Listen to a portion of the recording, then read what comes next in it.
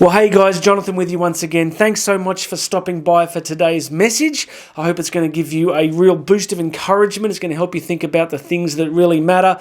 If you're seeing this on YouTube, please make sure you have subscribed. Hit that subscribe button.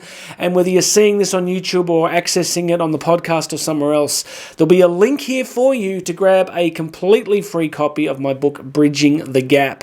So I want you to grab a copy of that. We're going to send you a chapter every 2 days. So grab a copy of Bridging the Gap. All right, let's jump into it today.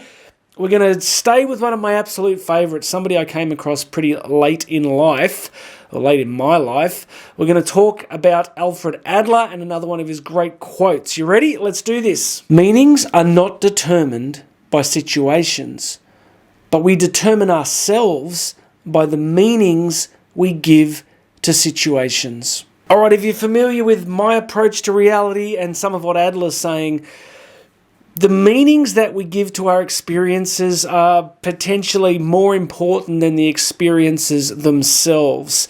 Often we think that when something happens to us, it's objectively real, and we ascribe a meaning to it that we also assume is objectively real. Now, don't get me wrong here. If we suffer an accident, if something happens to us physically, that's an objective reality. Something happened. The part that we can control is the meaning that we apply to the things that happen to us. And so this is what we call attributional style. So there's some really interesting stuff on depression. And I don't want to go too far down the rabbit hole of depression because I know people have very different opinions about it, and nature versus nurture and experience versus all sorts of other things. But one of the things that does hold true, the research would argue pretty strongly that one of the things that unites people who are really on a journey with depression is attributional style, how we attribute meaning to our circumstances. People really struggling with life will tend to have a negative experience, and they will attribute things like permanence. So they'll be going through a bad time and they will think to themselves, this is permanent, this is never going to change, I'm no good. They make it, very much about themselves and not about external events. So one of the crucial things that we need to all get our heads around on this journey of growth and personal development is this concept of ascribing meaning. It's an enormously powerful tool, if you think about it, that we can actually control, direct, choose the meanings that relate to the experiences that we have in life. The victim mentality that pervades so much of our culture, that victim mentality is all about someone did something to me, it was unjust, therefore I must have some kind of justice and I can't function normally because I've now got victim status. Friends, if you want to get victim status, well, it's not that hard, right? There are so many categories of victim status, you can find one. But at the end of the day, once you've done it, what are you left with, right? You've got a sense of yourself as a victim. It can be quite disempowering. I don't discount that there's been situations in history where, people have been treated with a great lack of justice. But what I want to really suggest to you is that as we go through our daily lives, we truly can begin to think about the meanings that we ascribe to the circumstances that happen to us. So whatever you're going through at the moment, whatever you're facing, I want you to really catch yourself in the act of ascribing meaning. Often we think we know exactly what the other person is thinking, like we can have a conflict in a relationship and we immediately ascribe these deep meanings to everything that's happening. And we're not inside someone's head. We don't know. We can't know exactly what's happened. So remember Stephen Covey gave a great example of this many years ago.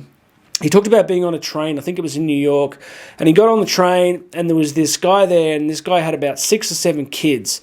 And his kids were going crazy, right? They were running amok, they were swinging off the railings, they were yelling and carrying on and totally out of control. And the father was just sitting there gazing into the distance. So Stephen Covey's on the train and he immediately ascribed all this meaning in his head, right? This narrative starts up.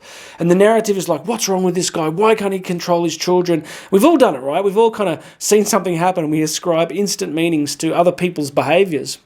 And finally, it's so bad that Stephen Covey says to this guy, hey, excuse me, man, could you control your kids? And the guy kind of snaps out of, his sort of, staring into the distance, and he says, oh, look, I'm so sorry. He said, we've just come from the hospital. Their mother died today. And he said, I'm just not really concentrating. And instantly, obviously Stephen Covey's response moved from judgment to compassion.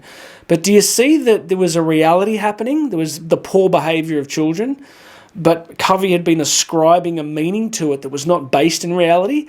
And he's one of the greatest kind of psychologists, of the last kind of 50 years. So if he's capable of doing it, so am I, and so are you. So as you go through these next few days, I want you to start thinking about when things are happening in your life that you're not happy about, look at the meaning and find an empowering meaning to what you're going through. I don't want to finish there. We keep these nice and short, but just get on top of this, right? Just start to filter it. Just start, as you go through your day, start to think about these questions. What is happening in my life? What meaning am I giving to it? Is the meaning that I'm giving to it helping me to grow? Is it improving my relationships? Or is it trapping me in victim status and sucking my energy? All right, I hope that's useful. Post a comment here if you'd like to. You can email me if that's helpful. Make sure you grabbed a copy of the book, Bridging the Gap. Make sure you've subscribed. My name's Jonathan Doyle. I got another message for you tomorrow.